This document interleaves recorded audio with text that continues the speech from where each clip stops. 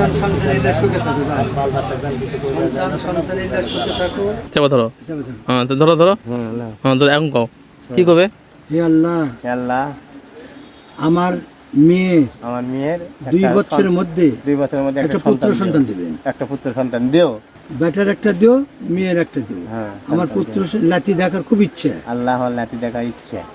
পাথর শেয়ার শপথ করলাম, হ্যাঁ, পাথর শেয়ার শপথ শপথ করলাম আমি ভালো হয়ে যাবো। আমি ভালো একদম মানুষের হাত মারামারি কম না, এমনি ঘুরে বেড়াই বেড়াবো, যা হয় হোক আর আশা পূরণ আল্লাহ তুই করে দিস। আলহামদুলিল্লাহ, আলহামদুলিল্লাহ, আমিন আমিন আমিন। কি রহস্য রে বা চাচা এই পাথর? পুত্র সন্তান, হ্যাঁ পুত্র সন্তান, এই পাথরের পুত্র সন্তান, মানে এরা এরা এরা সাপোর্ট করলে পুত্র সন্তান হবে।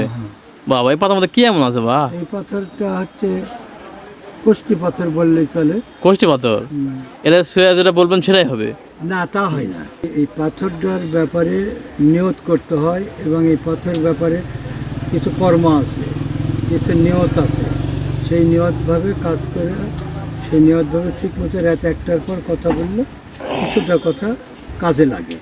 সেই পাথরের পাথর, এই সেই পাথর ও তার কাছে আবেদন করতে হয়। ওসিলাটা পাথর। আচ্ছা আচ্ছা আচ্ছা, আপনি এই পাথরের মাধ্যম দিয়ে আল্লাহর কাছে চাওয়া। পাথর আপনার সাইডে থাকবে।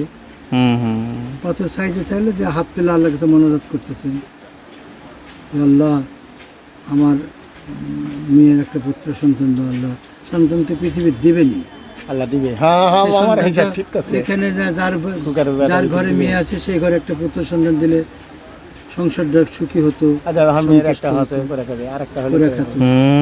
এই জন্যই পাথরটা ভালো, রহস্যময় পাথর, রহস্যময় পাথর।